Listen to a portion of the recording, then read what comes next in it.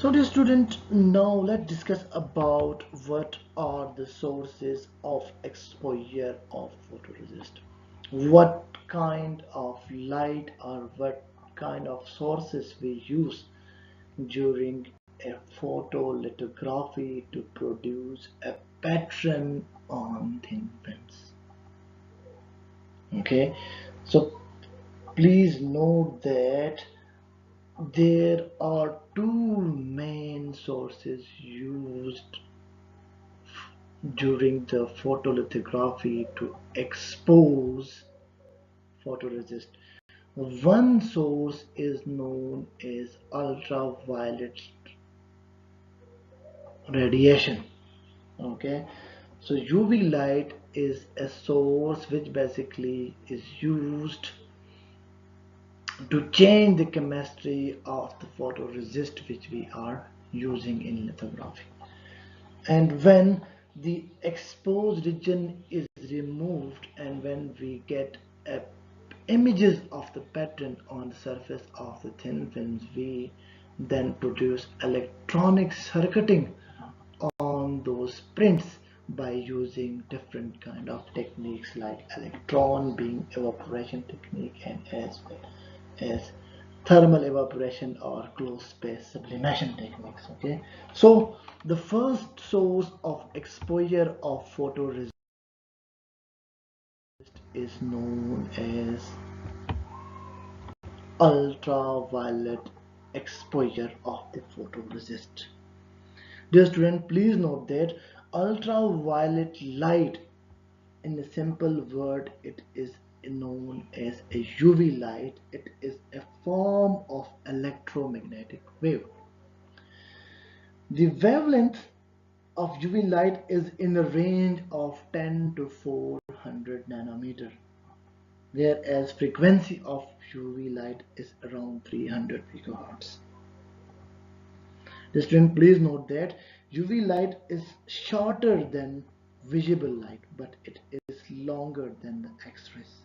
So it lies between visible light and as well as X-rays. Okay, the student, there are different types of sources through which we basically produce a UV light. In UV photolithography, usually UV lamp are used to expose the photoresist.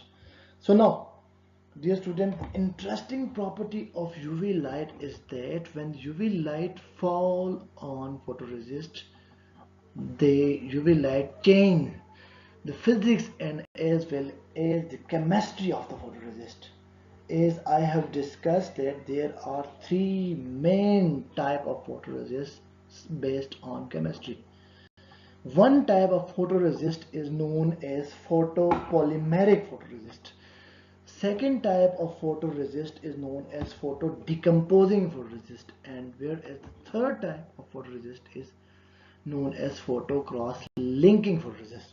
So when the UV light in the range between 10 nanometer to 400 nanometer fall on photopolymeric photoresist, basically that UV light result into change in chemistry of the exposed region of the photopolymeric resist, and due to the exposure of UV light, the photopolymeric resist to generate free radical and polymers, and as a result we basically get a hardened exposed region and the rest of the region is of the photoresist is removed by developer. Similar is the case for the photo cross linking photoresist. So the UV light basically change the chemistry of the photo cross linking photoresist by creating a cross-linked polymers, chain by chain cross-linked polymer, when they are interacted with the surface of the photoresist. Whereas in case of photo decomposing photoresist, they are basically the UV light cause the hydrophilicity in the photo decomposing photoresist, which is removed by using developer. So in this way, basically, dear students, with the UV light exposure of photoresist, we basically transfer a pattern from the mask to the surface of our thin films. Okay, and now question here is that how then we can produce an electronic circuiting on the exposed region of our photoresist which is present on the surface of thin films. Basically, dear student, there are two main techniques which are used. One technique is known as electron beam evaporation technique, and other technique is known as closed space sublimation or thermal evaporation deposition techniques.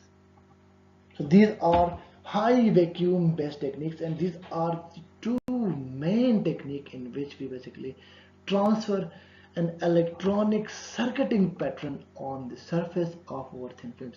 There are also other advanced techniques through which we can transfer electronic circuiting pattern. However, in a small lab scale, we usually prefer to use the electron beam evaporation and thermal evaporation deposition technique to transfer the electronic circuiting setup onto the surface of our exposed region of photoresist which is placed on the surface of our thin films. So dear student, usually there are pockets of different elements. There may be electronic material, or there may be magnetic material, like there may be iron, chromium, cobalt, etc. They are present in our electron beam setup or in thermal evaporation setup. So our sample which has a region which are exposed by the UV light, and they have a feature on it. So the electron beam evaporation basically just, or thermal evaporation, just evaporate the metals which we want to deposit on our thin films. These metals are transferred onto the surface of our exposed region of our thin films, and in this way basically we transfer or translate our electronic structures onto the surface of our thin film. And afterward, when the electronic structures are produced on the surface of our thin film, the rest part of the photoresist, or if there is any extra part of our electronic material present on the surface of our film, that is removed by using different kind of etching techniques. So dear student, in a simple word, in UV photolithography there are two main exposure processes done. One exposure process is known as UV light exposure, and the second exposure is a process which usually photoresist face is deposition of electronic or magnetic material contact exposure, okay, which is done by using electron beam evaporation, thermal evaporation, closed space sublimation, and also many other techniques. So this is all about the different types of exposure sources which we require during using the UV photolithography.